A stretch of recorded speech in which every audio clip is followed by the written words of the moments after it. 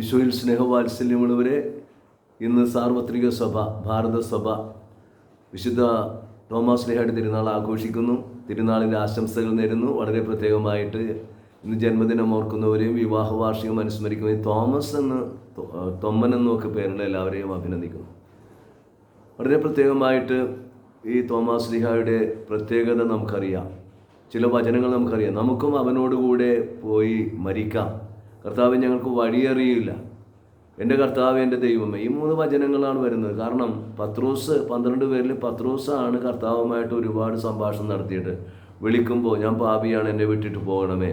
വെള്ളത്തിൻ്റെ മുകളിൽ വരുമ്പോൾ ഞാനും വരട്ടെ എന്ന് ചോദിക്കുന്നു. കേസറിയ ഫിലിപ്പ് വിശ്വാസ പ്രഘോഷം നടത്തുന്നു. കാല് കഴിയുമ്പോൾ എന്നെ മുഴുവനായിട്ട് കുളിപ്പിച്ചോളാൻ പറയുന്നു. പിന്നീട് തള്ളിപ്പറയുന്നു. തിബേരിയസ് കടൽത്തീരത്ത് വെച്ച് ഐ ലവ് യു എന്ന് പറയുന്നു.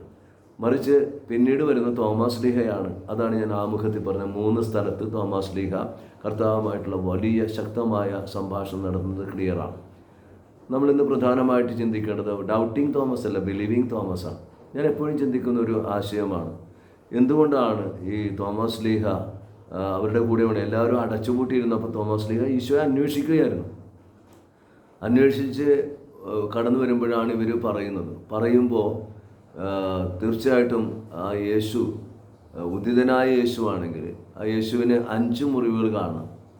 ആ മുറിവ് ഒരു പാസ്വേഡാണ്, യേശുവിനെ തിരിച്ചറിയാനുള്ളൊരു പാസ്വേഡാണ്. അപ്പം തോമാസ് ശ്ലീഹ പറഞ്ഞു, അവൻ്റെ ആണിപ്പഴുത് കാണണം, അവൻ്റെ തിരുവിലാവ് കാണണം. അത് ഈശോ അനുവദിക്കുമ്പോൾ പറയുന്നു, എൻ്റെ കർത്താവേ, എൻ്റെ ദൈവമേ എന്ന് പറയുകയാണ്. തീർച്ചയായിട്ടും അത് വലിയൊരു ഉദ്ഘോഷമായി അത് രക്തസാക്ഷിത്വത്തിലൂടെ സ്ഥിരീകരിക്കുകയും ചെയ്തു. പ്രായോഗികമായി നമ്മൾ ചിന്തിക്കുമ്പോൾ ക്രിസ്തുവിനെ കണ്ടെത്താനുള്ള പാസ്വേഡ് തീർച്ചയായിട്ടും നമ്മുടെ പ്രായോഗിക ജീവിതത്തിലും ക്രിസ്തുവിനെ പ്രതി നമ്മൾ ഒരു വേദന അനുഭവിക്കുന്നത്, അത് നമ്മുടെ അപ്പനാകാം, അമ്മയാകാം, സഹോദരങ്ങളാകാം, അല്ലെങ്കിൽ സുഹൃത്തുക്കളാകാം. അപ്പോൾ ക്രിസ്തുവിനെ പ്രതി നമ്മൾ അനുഭവിക്കുന്ന ആ വേദനകളെല്ലാം തീർച്ചയായിട്ടും നമ്മിലെ ക്രിസ്തുവിനെ അല്ലെങ്കിൽ മറ്റുള്ളവരിലെ ക്രിസ്തുവിനെ തിരിച്ചറിയാനുള്ളൊരു പാസ്വേഡാണ്. അപ്പം നമുക്ക് വേണ്ടി ഒരുപാട് കഷ്ടപ്പെട്ട എൻ്റെ അപ്പൻ, അതൊരു അപ്പൻ അനുഭവിച്ചൊരു മുറിവാണ്, അമ്മ അനുഭവിച്ചൊരു മുറിവാണ്, എൻ്റെ സഹോദരങ്ങൾ കൂടെ അനുഭവിച്ച മുറിവാണ്. വിശുദ്ധ ഗ്രന്ഥത്തിലെ വിശുദ്ധന്മാരെല്ലാം ആ കർത്താവിൻ്റെ തിരുമുറിവുകളുടെ വലിയ പ്രഘോഷകരാണ്.